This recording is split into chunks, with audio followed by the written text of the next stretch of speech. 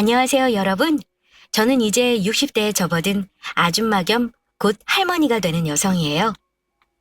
제 나이를 이렇게 글자로 적다 보니 참 많이도 살았구나 싶네요. 그 모진 세월 동안 어떻게 버티며 잘 살아왔구나 제가 대견스럽기도 하고요. 이렇게 60년을 넘게 살다 보니 참 인생지사 세옹지마라는 것을 몸소 느껴요. 곧 죽을 것처럼 고통스럽다가도 또 언젠가는 좋은 일이 오고 그 좋은 일이 왔다가도 언제 그랬냐는 듯 나락으로 떨어지고.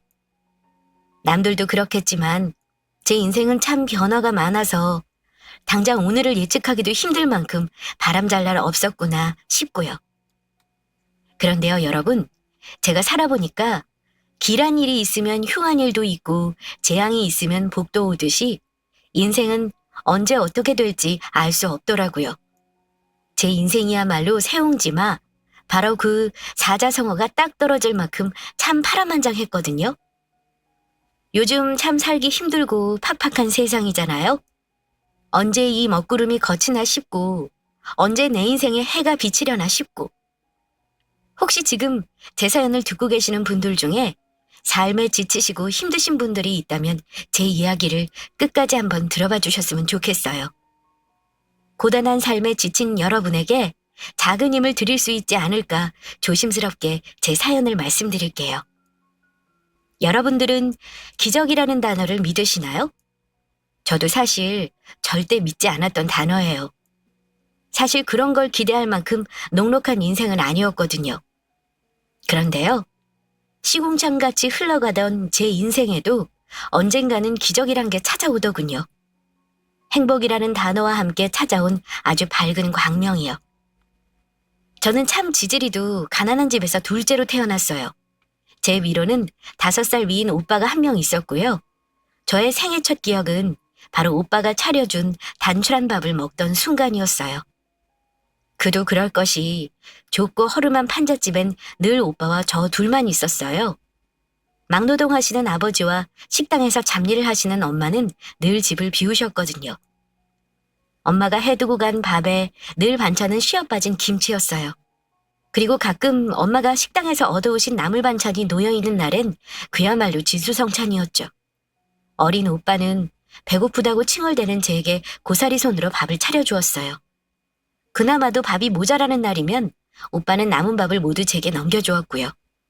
오빠는 배 안 고파? 제가 물을 때마다 오빠는 응, 오빠는 배 하나도 안 고파. 그러니까 우리 숙희 많이 먹어? 라며 배시시 웃었죠. 그래서 제 기억 속 오빠는 영웅이었어요. 난 먹어도 자꾸 배가 고픈데 오빠는 하나도 먹지 않았는데도 배고프지 않은 천하무적 같았거든요. 전 오빠가 세상에서 제일 멋지다고 생각하며 자랐습니다. 물론 지금 돌이켜 생각해보면 오빠는 내게 자기 밥을 다 넘겨주고 얼마나 배가 고팠을까 가슴이 미어지지만요. 어려운 살림에도 저희 남매는 참 돈독했어요. 어릴 땐 포대기에 오빠가 저를 업고 키웠을 만큼 제겐 또 다른 부모였죠. 가난해도 화목한 집이었어요. 배를 골마도 곁에 오빠와 부모님이 계시니 어린 저는 그저 좋기만 했죠. 그러던 어느 날이었어요. 제 인생의 첫 번째 불행이 찾아왔어요. 공사판에서 막일을 하시던 아버지가 사고를 크게 당하신 거예요. 곧장 병원으로 이송되는 도중 아버지는 숨을 거두시고 말아요. 엎친 데 덮친 격으로 아버지의 장례를 치르는 와중 어머니는 충격과 슬픔을 이기지 못하고 쓰러지셨어요. 곧바로 병원으로 옮겼지만 장례를 다 치르고 발인까지 끝내길 기다렸다는 듯 어머니도 아버지를 따라가십니다. 결국 저희 남매는 한순간 부모 없는 고아가 되어버린 거죠.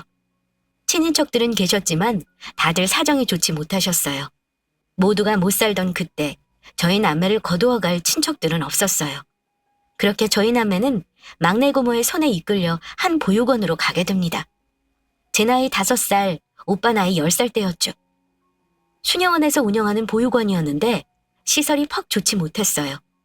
물론 다른 보육원과 비교해보지 못해 모르겠지만 그 당시 판자촌에서도 안 좋은 편이었던 저희 집보다도 낙후된 환경이었으니 말 다했죠. 아주 좁은 방에서 대략 30명의 아이들이 모여 잠을 잤는데 편하게 다리를 뻗기는커녕 몸을 뒤척이기도 힘들었어요. 그럴 때마다 오빠는 제 옆에서 수키야, 오빠 몸에 다리 얹고 편하게 자 라고 했어요. 늘 자신의 잠자리를 내게 내어주고 저는 조그맣게 웅크리고 잠을 청했죠. 마치 전쟁통처럼 북적이는 그 방 안에서 오빠만이 절 지켜주는 유일한 울타리였어요. 오빠는 제게 정말 오빠가 아닌 신 같은 존재였죠. 오빠가 곁에 있어서 참 다행이다. 어디 가서 살아도 우리 오빠만 있으면 괜찮겠다 생각할 정도로 큰 의지가 되었습니다. 그 보육원은 하루에 2끼를 식사로 급식 형식으로 줬어요. 보조금도 없이 운영하는 보육원은 언제나 식량이 모자랐죠. 그러다 보니 늘 급식판은 밥알이 몇 개 떠있는 미음이나 죽이었고 그나마도 배를 채울 만큼이 되지 않아 저희 남매는 늘 배를 골아야 했습니다. 한창 클 나이에 아이들은 얼마나 배가 고팠겠어요. 급식이 끝나고 식사가 시작되면 서로의 밥을 빼앗아 먹으려고 또 난리가 났었어요. 그럴 때마다 든든하게 저를 지켜준 것 또한 오빠였어요. 그리고 오빠의 밥의 반은 언제나 철없는 저의 입으로 들어갔죠. 오빠, 밥 안 먹어도 돼? 괜찮아, 너 더 먹어. 늘 자신의 밥을 제게 양보했죠. 저희는 하루가 다르게 피골이 상접해가고 있었어요. 영양실조로 배는 툭 튀어나오고 손톱 밑은 까슬까슬한 거스러미가 올라와 있었죠. 제가 손에 뜯어놓은 거스러미에서 흐르는 피를 쪽쪽 빨고 있을 때였어요. 오빠가 결심하듯 제게 말하더군요. 오빠가 오래 생각해봤는데 수키야. 응? 저는 피를 빨다 말고 오빠를 바라봤죠. 오빠 돈 벌어서 너 데리러 올게. 여기 있다간 둘 다 굶어 죽겠어. 어? 나만 두고? 오빠 금방 올게. 너 국민학교도 가야 하고 중학교도 가야지. 그러면 여기 계속 있으면 안 돼. 데리러 올 거니까 꼭 여기 있어야 해. 알겠지? 나도 데려가면 안 돼? 그러고 싶은데 넌 여기 있는 게 더 안전해. 그러니까 딱 5년, 아니 3년만 기다려. 우리 수키 국민학교 가기 전에 오빠가 꼭 올게. 저는 울면서 철없이 매달렸지만 오빠의 결심은 확고했어요. 그날 오빠는 보육원을 떠났고 저는 홀로 덩그러니 남겨졌습니다. 오빠가 오기만을 오매불만 기다렸어요. 아이들은 오빠가 절 버리고 떠난 거라고 했지만 믿지 않았어요. 오빠는 저 국민학교 가기 전엔 꼭 올 거라고 약속했으니까요. 시간이 지나고 또 지났죠. 오빠는 3년이 지나도 돌아오지 않았어요. 4년이 되던 해 저는 알았죠. 아, 오빠가 날 버린 거구나. 그런데 또 불행이 닥칩니다. 원장 수녀님이 돌아가시면서 보육원 운영이 어려워진 거예요. 게다가 보육원에 화재까지 나는 사고가 이어졌어요. 그때 방 안에 있던 아이들이 꽤 많이 죽었고요. 물론 저는 구사일생으로 살아났지만요. 그 사건과 맞물려 운영이 힘들다는 이유로 결국 보육원은 문을 닫게 되었고 저는 다른 보육원으로 이전하게 됩니다. 저는 차마 발걸음이 떨어지지 않았어요. 혹시나 오빠가 오지 않을까. 왔는데 내가 없으면 어쩌지? 하지만 살아야 했죠. 저는 떨어지지 않는 발걸음을 옮겨야만 했어요. 그렇게 세월은 무심히도 흘렀습니다. 옮긴 보육원은 다행히 국가에서 운영되는 곳이었어요. 그래서인지 절 학교에 보내주더군요. 늦게 학교에 입학했고 중학교까지 졸업했어요. 그 사이 저는 가끔 오빠와 있던 이젠 폐허가 되어버린 보육원에 가서 하루 종일 오빠를 기다렸어요. 혹시나 오지 않을까 미련을 채 버리지 못한 거죠. 그렇게 오지 않는 오빠를 기다리다 발길을 돌리길 수십 번. 어느새 저도 단념이라는 걸 하게 되더라고요. 그리고 단념하게 되었을 때쯤 저는 보육원 원장님의 소개로 공장에 취직하게 되었어요. 경기도에 있는 작은 부품 공장이었는데 색깔을 칠하는 단순 노동이어서 일은 그렇게 힘들지 않았고 무엇보다 기숙사가 있어서 참 좋았어요. 저만 쓰는 방은 아니었으나 그래도 4명이 함께 쓰다 보니 제 자리도 있고 제 공간도 조금 있었어요. 태어나 처음 가지게 되는 제 공간이 얼마나 좋고 소중하던지요. 전 참 열심히 그리고 성실히 일했습니다. 언젠가는 잘 살게 될 거라는 기대보단 행복해지지 않을까 하는 희망으로 하루하루를 버티며 살았던 것 같아요. 그렇게 제가 19살이 되던 해 남편을 만나게 돼요. 공장에서 함께 일하던 사람이었는데 어느샌가부터 저를 잘 챙겨주더라고요.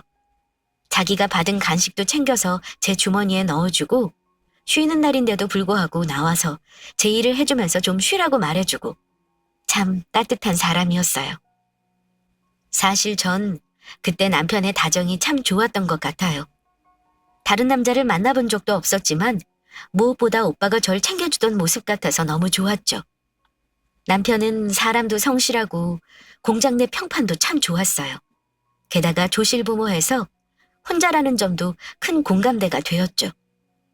그렇게 저는 남편과 연애를 하고 21살이 되던 해 결혼식도 없이 혼인신고를 했어요. 넉넉하지 못한 살림이었지만 결혼 생활은 퍽 나쁘지 않았던 것 같아요. 사실 그때 당시만 해도 제게 행복이라는 건 사치이고 그냥 남들처럼 평범하게 월세방이라도 내 집에서 편안하게 살고 싶다의 소박한 꿈은 이루어진 셈이었으니까요. 그렇게 세월이 지나 제게 첫 번째 기적이 찾아와요. 바로 아이라는 커다란 선물이었죠. 하지만 문제가 있었어요. 그때 당시 남편이 조금씩 노름에 손을 대고 있었던 거죠. 저도 그 사실은 어렴풋이라도 알고 있었지만 곧 아이가 태어난다를 생각에 묵인했어요. 사실 그것 말고도 남편은 문제가 많았습니다. 술을 먹고 돈을 가져오라며 손찌검한다거나 여자 문제를 일으키는 게 부지기수였거든요. 하지만 저는 꾹 참았어요. 아이를 아버지 없는 자식으로 키울 수는 없으니까요. 저 같은 환경에서 자라게 할 수는 없었으니까요. 그렇게 아이는 무럭무럭 자랐고요. 남편의 도박 판돈도 무럭무럭 커져갔어요. 월세 보증금을 야금야금 빼먹더니 결국엔 아이를 위해 들던 적금 통장에까지 손을 대더군요. 남편은 그 돈 많은 건드리면 안 되는 거였어요. 사실은 우리 아들이 공부를 곧잘 했거든요. 서울에 있는 제일 좋은 4년제 대학을 갈 수 있다는 담임 선생님의 말씀도 있었어요. 애가 곧 대학에 들어갈 나이가 되어가는데 그 돈을 노름판에 써버리다니요. 저는 그때 굳은 결심을 합니다. 남편의 노름판에 찾아가서 그 판돈이라도 걷어와야겠다고 생각한 거죠. 그래서 억척스럽게 찾아간 곳은 작은 단칸방이었어요. 거창한 하우스라도 생각했던 저는 의아함에 조심히 문을 열었죠. 근데 저는 그 안에서 못 볼 꼴을 보고 맙니다. 노란 장판 위에 흩어진 새빨간 화투장, 구겨진 담요, 그 위에 뒤엉킨 남녀. 저를 보고 놀라 눈이 커다래진 남편, 그리고 한 젊은 여자. 여보! 저는 문을 쾅 닫고 그 자리를 도망치듯 나왔습니다. 그래도 계집질과 폭력은 하지 않는다며 참아왔던 제 인생이 한순간에 무너지는 기분이었어요. 남편이 바람을 핀다는 건 알았지만 직접 눈으로 목격하니 정말 세상이 무너져 내리더군요. 아들 등록금을 저 여자에게 가져다 바친 걸까? 생각이 여기까지 미치자 정말 저는 참을 수 없는 분노에 휩싸였어요. 그리고 제 아들을 위해서라도 저는 이혼을 결심하게 됩니다. 이혼이 참 간단하더군요. 20년 넘게 살을 섞고 살았는데 도장 한 번 찍고 법원 몇 번 가니 그냥 남이 되더라고요. 남편도 어찌나 순순히 이혼해주던지 제가 이혼하자고 하길 기다린 사람 같았어요. 진호, 대학 등록금 돌려줘. 저는 법원을 나서며 말했어요. 지가 애비라면 그래도 그 돈은 주겠지라는 마지막 믿음은 있었던 것 같아요. 그렇지만 그 믿음은 남편의 이어진 말에 와장창 깨어지고 말아요. 대학은 무슨 대학이야? 졸업하고 돈이나 벌라고 해. 그러면서 에이, 분수에 맞게 살아야지 대학은 무슨 대학? 하더니 길바닥에 돌을 뻥 차고는 가버리더군요. 저는 허탈하고 눈앞이 막막했습니다. 당장 먹고 살 일이 걱정이더군요. 오빠와 단둘이 보육원에 버려졌던 그때의 기분이 다시 되살아나는 듯 했어요. 그땐 제 곁에 든든한 오빠가 있었고 지금은 아들이 있죠. 엄마, 내가 꼭 장학금 받아올게. 대학 포기하고 싶지 않아. 우리 엄마 호강시켜드려야지. 그리 말해주는 아들에게 어찌나 미안하고 죄스럽던지 저는 밤새 소리 죽여 울었습니다. 그런데 참 하늘은 무너져도 솟아날 구멍은 있더군요. 저와 함께 공장을 다니던 언니가 연락이 왔어요. 너 그 호로 새끼랑 헤어졌다며? 아유, 언니, 그래도 진호 오빠한테 호로 새끼가 뭐유. 착해 빠져가지고는. 젊은 년이랑 바람나서 아들 대학 등록금까지 홀라당 가져다 바친 놈이 무슨 애비라고. 그래, 너 앞으로 어떻게 먹고 살 거야? 그러니까 눈앞이 막막해. 당장 애 입학이 코앞인데 등록금을 마련해야 하는데. 언니, 혹시 일자리 좋은 곳 없어? 안 그래도 그것 때문에 전화했어. 아는 언니가 일하던 곳이 있는데 서울에 있는 대저택 입주 가정부야. 언니도 평생 다니고 싶을 만큼 좋다고 아깝다고 전화한 거야. 언니 이번에 아들내외 따라 외국에 이민 가거든. 입주 가정부? 그래. 별채에 따로 집이 있어서 진호랑 같이 들어가서 살아도 되고. 진호 학교도 서울이라며? 통학도 어려운데 잘 됐지. 월급도 꽤 괜찮고 사람들이 점잖단다. 첫 달 월급으로 진호 등록금은 될 것 같은데 어떻게 소개해 좀 알아? 정말 하늘에서 내려준 금동아줄 같더군요. 나야 너무 좋지. 언니 정말 고마워. 죽으라는 법은 없더군요. 저는 면접이 잡히자마자 서울로 향했습니다. 남편이 짐 빼러 오는 날이었지만 그게 중요하지 않았죠. 내 아들이 제겐 가장 중요했으니까요. 와, 이게 집이야? 언니가 알려준 주소로 찾아가니 아주 높은 담장이 나오더군요. 그리고 그 담장만큼 높은 대문은 정말 근사했어요. 어릴 적 제가 꿈꾸며 종이에 그리던 바로 그런 집이었죠. 저는 떨리는 마음으로 조심스럽게 초인종을 눌렀어요. 누구세요? 입주 가사 도우미 면접 왔습니다. 그러자 띵 하는 소리와 함께 거대한 대문이 삐걱 열리더군요. 저는 마른 침을 꿀꺽 삼켜놓고 집 안으로 들어섰죠. 곧장 집이 나올 줄 알았는데 담장 안의 세상은 정말 광활했어요. 아주 크고 푸릇하게 잘 가꿔진 정원을 한참이나 가로지르자 대저택이 나왔습니다. 눈이 휘둥그레진 저의 시선은 그 옆에 달린 별채에 닿았죠. 저기가 별채가 맞나 할 정도로 좋은 집이었어요. 겉으로 보기엔 지금까지 제가 살던 어떤 집보다도 좋아 보였죠. 저는 막 심장이 두근거리는 걸 느꼈어요. 꼭 이 집에서 일하고 싶다고 생각하면서 집 안으로 들어섰습니다. 이쪽으로 앉으세요. 효숙이 동생분 맞죠? 저를 소파로 안내한 인상 좋은 분이 언니의 친한 언니인 것 같았어요. 저는 네 하며 가볍게 눈짓했습니다. 사모님 곧 나오실 거예요. 여기 정말 좋아요. 손만 여물면 일하기 좋을 거예요. 그리 말하고 있는데 아주 멀리서 아주 우아하게 차려입은 중년의 여성분이 걸어오셨어요. 먼 길 오시느라 수고했어요. 밝은 음성에선 기품이 느껴졌어요. 있는 사람은 그냥 뭘 입어도 분해가 난다더니 딱 그 말이 떠올랐어요.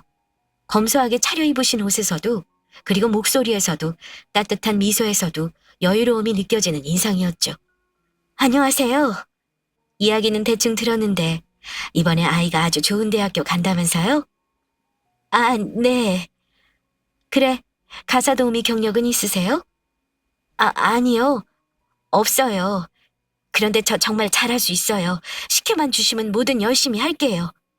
경력은 사실 딱히 중요하지 않아요. 가정주부로 살아온 게 경력 아니겠어요? 사실은 지금 계신 아주머니께서 음식을 좀 가져다 주셨어요. 음식이라니 저는 놀라 물었죠. 음식이요? 네, 지금 아주머니께서 해주신 음식이요. 제 음식을 어떻게... 그리 말하고 생각해보니 얼마 전 효숙 언니가 저희 집에 들려 이것저것 반찬을 좀 싸준 기억이 나더군요. 기분 나빠하지 말아요. 우리 집 양반이 워낙 입맛이 까다로워서 음식을 많이 가리거든요. 그래서 어쩔 수 없이 미리 좀 맛봤어요. 아, 네. 근데 남편이 아주머님이 해주신 음식을 너무 잘 먹어요. 엄마가 해준 음식 같다면서 그거만 됐다 싶어서 이렇게 불렀어요. 오늘은 면접이 아니고 같이 잘해보자고 부른 거예요. 하며 내 손을 꼭 잡으시더군요. 앞으로 잘 부탁해요. 아들 대학 등록금이 없다는 이야기도 들었어요. 일만 잘해주시면 아드님 대학 등록금은 앞으로 걱정할 필요 없이 저희가 다 해줄게요. 네? 취직만으로도 감지덕지인데 등록금까지 내어주신다니 이런 은인이 다 있나 싶더라고요. 저는 연신 허리를 굽신거렸습니다. 앞으로 잘 부탁드려요. 감사합니다. 정말 감사합니다. 그렇게 저와 아들 진호는 그 집 별채로 이사를 했어요. 집은 밖에서 보던 것과 마찬가지로 너무도 좋았습니다. 아들도 무척 좋아하고 저도 무척 좋았죠. 어때요? 두 식구 살기엔 적당할 것 같기도 하고 조금 좁은가 걱정도 되고 그러네요. 이삿짐을 다 나르고 정리하고 있는데 사모님이 쟁반에 과일과 차를 내오셔서 말씀하시더라고요. 저는 손사래를 치며 고개를 가로저었습니다. 지금도 훌륭해요. 저 사실은 거실 있는 집 처음 살아봐요. 마음에 든다니 다행이에요. 오늘 내일은 이삿짐 정리하느라 정신없을 테니 푹 쉬고 모레 월요일부터 출근해 주시면 되겠어요? 그럼 남편분 식사는요? 출장 갔어요. 한 달 정도. 아, 네. 이사한 저는 꿈에 부풀었습니다. 이상하게 이혼이라는 지독한 열병을 앓고 나니 새로 태어난 것처럼 새 세상이 펼쳐지는 기분이랄까요? 뭔가 엄청 설레고 기쁘고. 그렇게 저의 입주가정부 생활은 시작되었어요. 아침에 일어나 청소하고 밥하고 빨래하고 늘 하던 집안일이 좀 스케일이 커졌다 정도일 뿐 일은 크게 고되지 않았어요. 사모님 아드님도 까탈스럽지 않아 비위를 맞출 필요도 없었죠. 저는 묵묵히 저의 일을 열심히 했어요. 그러던 어느 날이었어요. 내일 진호 대학 입학금 내는 날 맞죠? 라고 사모님이 물으시더군요. 저는 놀라 눈을 동그랗게 뜨며 물었어요. 어떻게 아셨어요? 우리 첫째 아들이 그 학교 다녀요. 자, 이거 하며 큰 봉투를 쥐어주시더군요. 만지기에도 꽤 두툼한 봉투에 제가 의아해 물었습니다. 이게 뭐예요? 약속한 등록금이요. 취직한 지 한 달도 되지 않은 때였어요. 사실 월급 전이라 돈을 좀 빌려야 하나 혼자 속을 태우고 있었는데 정말 눈물이 찔끔 나더군요. 하지만 저는 이걸 받을 수 없었죠. 아니에요, 사모님. 곧 월급날이기도 하고 제가 어떻게 해볼 테니 이건 넣어두세요. 지금도 이렇게 편히 일하는데 너무 염치가 없어요. 그러자 사모님이 재차 제게 봉투를 쥐어주시면서 그러더라고요. 이거 내 남편이 주는 거예요. 내가 주는 게 아니라. 실은 아주머니 음식 먹고 그날 남편이 울었어요. 엄마가 해준 밥 같다고. 그러면서 꼭 보답하고 싶대요. 이게 보답이 될진 모르겠지만 제발 좀 받아줘요. 감사합니다. 저는 눈물을 터뜨리고 말았어요. 아직 보지도 않은 사장님에게 너무 감사해 몇 번이고 고개를 숙여 인사했죠. 그리고 며칠 후 사모님이 아침부터 분주하셨어요. 그리고 제게 당부하셨죠. 아주머니, 오늘 저녁 식사만 좀 더 신경 써주실 수 있을까요? 네, 그럼요. 그러자 활짝 갠 얼굴로 화사하게 웃으시며 사모님이 그러시더군요. 오늘 남편 귀국하는 날이에요. 저까지 심장이 두근대더군요.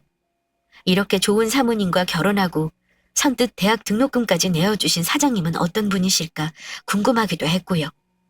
저는 그날 진심과 성의를 다해 최선을 다해 저녁을 차렸습니다. 그리고 사장님이 커다란 트렁크를 손수 끌고 집 안으로 들어오셨죠. 여보, 나 왔어. 아주 큰 키에 훤칠한 인상의 중년 남자분이셨어요.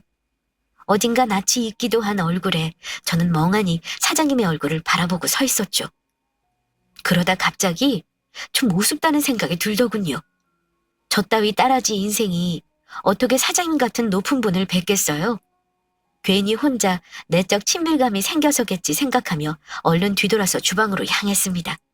음식은 잘 차려졌고 꽤 맛도 있었어요. 우와, 이거 완전 진수성찬인데? 씻고 나오신 사장님이 음식이 가득한 식탁을 보고는 감탄사를 터뜨리셨어요. 뒤따라오신 사모님도 놀라 눈이 휘둥그레지셨고요. 저는 쑥스러워 얼른 국과 밥을 푸고 자리를 떠나려고 했습니다. 그런데 사장님이 절 잡으시더군요. 아주머니도 같이 식사하시죠? 이거 너무 많아서 저희 네 식구 다 못 먹을 것 같은데 아드님도 같이 먹어요. 그래요. 얼른 진호 불러요, 아주머니. 돈 많은 부자들은 아랫사람 부리기를 종 부리듯 한다던데. 어쩜 이 내외는 이루도 선하실까 생각하며 사양했습니다. 그러나 사장님은 단호하셨죠. 결국 저와 진호는 그 가시방석에 앉아 식사를 함께하게 되었어요. 그래, 진호군은 우리 영훈이랑 같은 학교라고? 네, 이번에 1학년 입학해요. 공부를 아주 잘한 모양이네. 진영이다 생각하고 궁금한 거 있으면 물어보고 그래. 그렇게 일상적인 대화가 오갔습니다. 그리고는 사장님이 김치를 하나 집어 입안에 넣으셨어요. 그런데 사장님의 반듯하던 미간이 확 구겨지시더라고요. 제가 잔뜩 쫄아서 물었죠. 왜 그러세요? 입맛에 안 맞으세요? 이 김치 사신 겁니까? 아니요, 며칠 전에 담근 거예요, 제가. 저는 기어들어가는 음성으로 대답했죠. 고향이 어디세요? 전 서울이요. 서울 김치인데 전라도 김치 맛이 나네요. 아, 네. 저희 어머니가 전라도 분이셨거든요. 어릴 때 어머니 뒤에서 보면서 배우던 게 아직 손에 익어서 그런가 봐요. 혹시 전라도 김치 싫어하시면 다시 담을게요. 죄송합니다. 제가 기어들어가는 목소리로 이야기하자 사장님은 급히 손사래를 치셨어요. 아니요. 정말 좋아합니다. 저희 어머니도 전라도 분이셨거든요. 김치가 꼭 저희 어머니 김치 같은 맛이 나서 여쭤봤어요. 그 말에야 저는 안심했죠. 그리고 아주 쓸데없는 이야기를 해버립니다. 아, 그러셨구나. 그런데 저희 어머니는 일찍 돌아가셔서요. 그냥 보기만 한 정도라 그 맛은 못 따라가요. 아, 어머니가 일찍 돌아가셨어요? 안타까이 물어보시는 음성에 저도 모르게 입을 놀리고 말았죠. 네, 아버지 사고로 돌아가시고 어머니가 그 충격으로 쓰러지셨다가 돌아가셨어요. 제 나이 5살 때네요. 그런데 그때 사장님의 눈동자가 커져요. 그리고 손에 들려있던 숟가락이 툭 하고 식탁 위로 떨어지죠. 저는 영문을 몰라 어리둥절해 있는데 굳어버린 사장님 대신 사모님이 넌지시 물으시더군요. 어린 나이에 안 됐네. 혹시 외동으로 크셨어요? 아니요. 오빠가 있었어요. 5살 위에. 얼굴 못 보고 산 지는 몇십 년 됐어요. 어머, 사모님은 놀라 저도 모르게 튀어나온 비명을 손으로 틀어막으시고는 새빨개진 눈으로 다시 제게 물어왔어요. 제가 아주머니 성함도 못 여쭤봤네요. 혹시 성함이 정숙희입니다. 세상에. 저는 도무지 영문을 알 수 없었어요. 놀라서 연신 입을 틀어막으시는 사모님과 눈물이 그렁그렁하신 사장님까지 제가 무슨 말실수라도 했나 정말 그 순간 뒷골이 서늘했을 정도였어요. 그때 사장님이 눈물을 그렁그렁 달고 물어보시더라고요. 혹시 그래서 보육원에 갔습니까? 네, 은혜 보육원이라고. 그런데 거기 불이 나서 문을 닫았어요. 그런데 왜... 수키야, 오빠야, 정수환, 오빠라고. 정수환, 오빠의 이름이었어요. 네? 그 순간 사장님의 얼굴에 어린 기억 속 오빠의 모습이 겹쳤습니다. 많이 크고 늙었지만 왜인지 낯익던 얼굴은 사실 제가 기억하던 오빠의 얼굴이었던 거예요. 그날 즐거운 식사 자리는 결국 눈물의 재회 자리가 되었어요.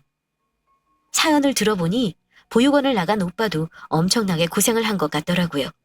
자리를 못 잡아 저를 데리러 오지 못하고 있다가 5년째 되던 날 저를 데리러 갔는데 보육원은 이미 불에 타 폐허가 되어 있었고 아이들이 싹 다 불에 타 죽었다는 소문을 들었다고 해요.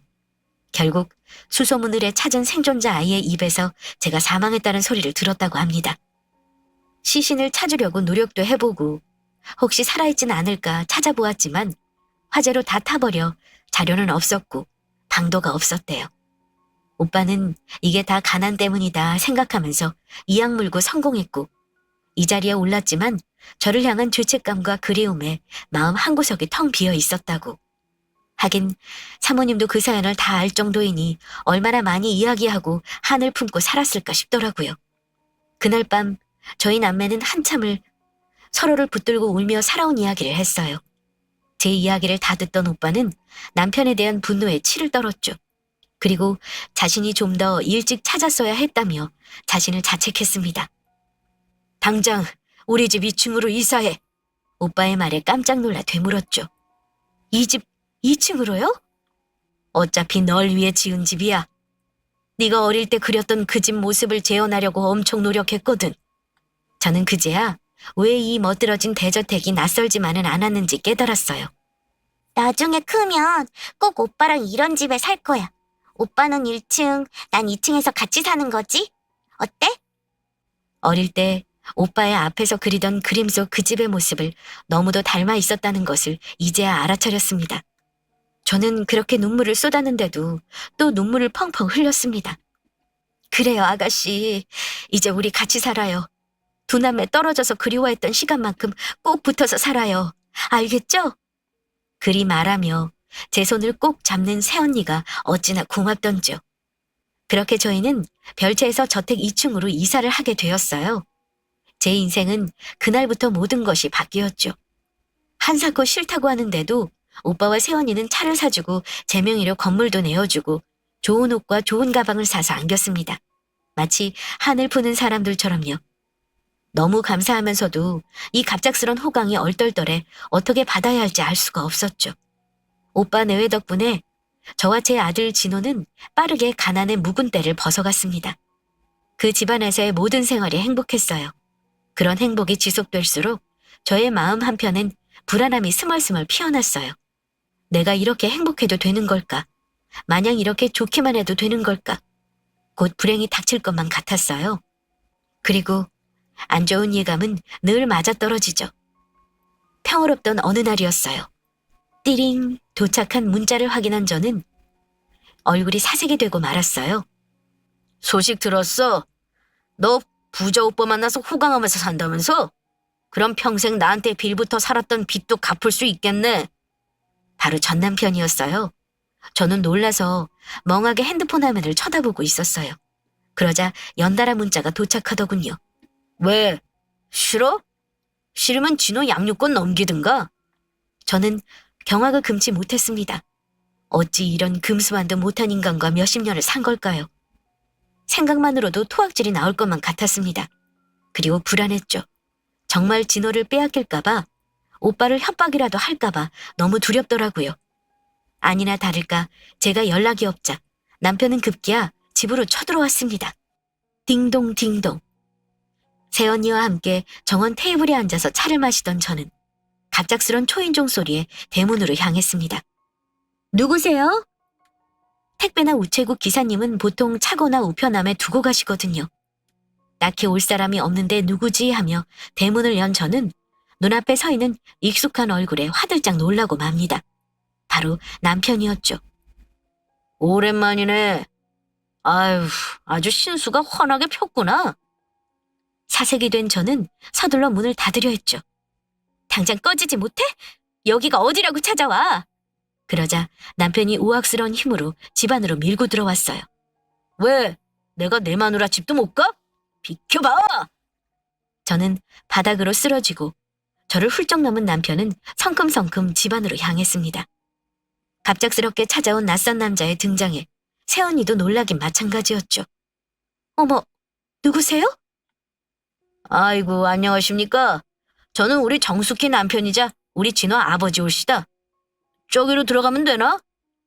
하면서 말리는 새언니를 밀치고 막무가내로 집 안으로 문을 열고 들어갔습니다. 아니나 다를까 더러운 신발을 벗어던진 남편은 거실 중앙에 떡하고 누워있더군요.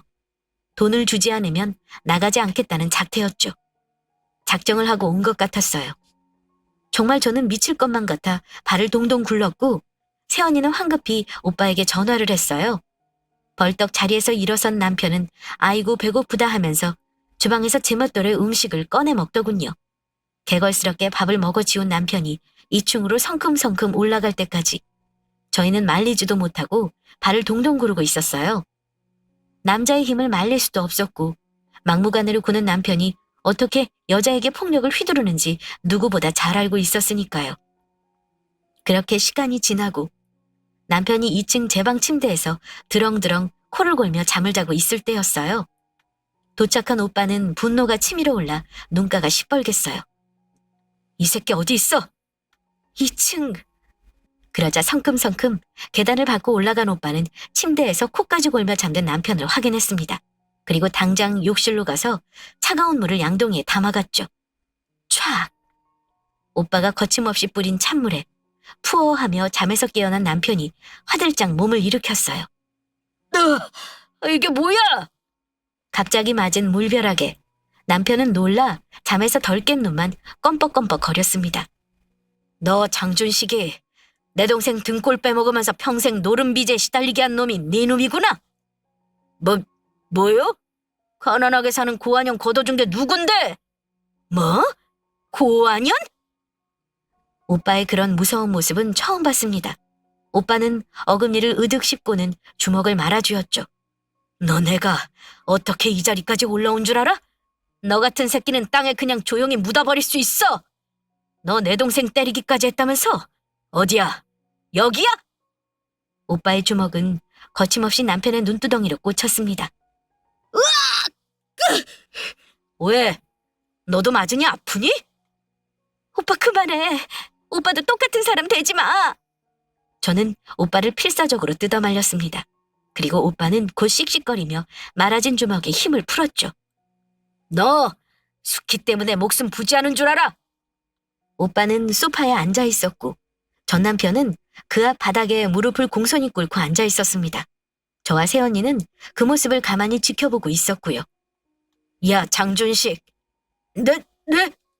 매 한 방에 저렇게 인간이 온순해질 줄이야. 천하의 망난이었던 남편은 완전 온순한 양이 되어 대답하더군요. 지금 너 가택 침입죄로 감옥에 집어넣을 수도 있어. 물론 없던 죄도 만들어 추가할 수 있지. 네? 내가 인맥이 좀 넓거든. 조직폭력배, 경찰, 검찰. 너 같은 쓰레기 새끼 하나 매장하는 건 일도 아니지. 널 감옥에 쳐넣을지 땅속에 파묻을지 고민하고 있다는 뜻이고. 오빠의 음성이 무서웠어요. 늘 자상하기만 하던 오빠의 모습이 낯설 만큼 차갑고 냉정했죠. 그런데 가만히 생각해보니까 너 같은 인간 말종에게 쓰는 시간이 아깝다 이거야. 어떻게? 이 자리에서 그냥 죽여줄까? 아니면 곧겐 네가 있던 시궁창으로 돌아가서 다시는 얼씬거리지 않을래? 오빠의 기세가 얼마나 무섭고 차갑던지 남편의 움츠러든 어깨가 달달달 떨리더군요. 오빠는 그런 전 남편에게 대고 비소를 흘리며 덧붙였습니다. 생각해보니까 안 되겠다. 그냥 파묻어버려야지. 내 동생한테 했던 짓을 생각하니까 네가 살아있는 꼴을 볼 자신이 없네. 아마 그 순간 오빠의 말이 진심이라는 건 그 자리에 모든 사람이 느꼈을 겁니다. 제 척추가 곤두설 정도로 서늘하고 감정 없는 목소리였거든요. 아이고 형님, 죄송합니다. 잘못했습니다. 다시는 코빼기도 비치지 않을게요. 한 번만 살려주십시오. 한 번만요. 그러자 오빠가 남편의 머리채를 잡아 뒤로 꺾으며 귓가에 속삭였습니다. 너 오장육부가 다 뜯겨나가는 고통을 느껴본 적 있어? 없지? 죽고 싶은데 절대로 죽지를 못해. 제발 죽고 싶다고 싹싹 빌게 될 만큼 고통스럽지. 어때? 한번 겪어볼래? 좋은 경험이 될 텐데. 남편은 이미 그 고통을 겪고 있는 사람처럼 비명을 질러댔습니다. 평소에도 겁이 많은 남자인데 바지를 보니 가랑이 사이가 축축하게 젖어 있더군요. 오줌까지 질질 싸며 도망치듯 밖으로 다름질치는 남편의 뒷모습을 바라보는데 그동안 쌓였던 울분이 씻겨 내려가는 기분이더라고요. 그런데 그때 제 등 뒤에서 새언니의 웃음소리가 들려오기 시작했어요. 깔깔깔 재미있다는 듯이 넘어가며 웃는 새언니는 뭐가 그리 웃긴지 배까지 잡고 웃었어요. 아니, 뭐가 그렇게 웃겨요. 저 지금 무서워서 혼났어요. 그러자 새언니가 어이없다는 듯 오빠를 쳐다보면서 그러더군요. 자기 연기 잘한다. 오장육부를 어쩐다고? 미치겠다 진짜. 그러자 오빠가 멋쩍게 웃더군요. 내가 요즘 누아르 영화를 하도 많이 봐서 어때? 그럴듯했어? 나도 저렇게까지 속아 넘어갈 줄은 몰랐네. 지금 이 상황이 다 오빠의 연기였던 거예요. 저만큼 속아 넘어갈 만큼 감쪽 같은 연기였던 거예요. 아유, 아가씨 걱정하지 말아요. 이 양반 지나가던 개미 한 마리도 못 죽여요. 뭐 어쨌든 덕분에 저 새끼 다시 얼씬도 못하겠네? 저희 셋은 한참이나 웃었습니다. 오줌까지 지리던 남편의 모습은 아직도 떠올리면 웃음이 날 지경이에요. 남편은 정말 쥐죽은 듯 살았고 들리는 소문엔 노른비제 오른쪽 손목을 잃었다고도 하고 어디서 진짜 죽었다고도 하는데 진짜 소문이 뭔지 저도 잘 모르겠네요. 아들 진호도 제 아버지에게 학을 떼서 평생 알고 싶지 않다고 하고요. 그리고 저요? 저는 얼마 전에 가게를 하나 냈어요. 큰 가게는 아니고요. 아주 작은 손뜨개 가게인데 사람들도 만나고 따뜻한 차도 마시고 평화롭게 살고 있어요. 물론 오빠와 새언니와는 끔찍이 서로를 아끼면서 사이좋게 지내고요. 이게 행복이구나 싶을 만큼 너무도 평온한 삶을 영위하고 있어요. 지금까지 했던 고생이 이 순간을 위한 거구나 싶을 만큼 너무 좋아요. 인생지사 세웅지마. 어때요? 제 이야기를 들으시니 정말 그렇구나 싶으신가요? 점점 살기 힘들어지는 세상에서 살아내기 참 힘드시죠? 그래도 지금 이 고비를 넘기고 나면 언제 그랬냐는 듯 행복한 삶이 올 거예요. 저처럼 박복한 사람도 그랬는데 행운을 가득 안고 태어나셨을 여러분은 어떻겠어요? 그러니 지금 조금 힘들어도 조금만 견디자고요. 추운 겨울이 지나야 꽃피는 봄이 오듯이 지금 당신의 삶의 추위는 곧 찾아올 따뜻한 봄을 위한 거니까요. 여러분들께 저의 이야기가 오늘 조금 더 힘을 낼 수 있는 원동력이 되길 기도하면서 저는 사연을 여기서 마칠게요. 감사합니다.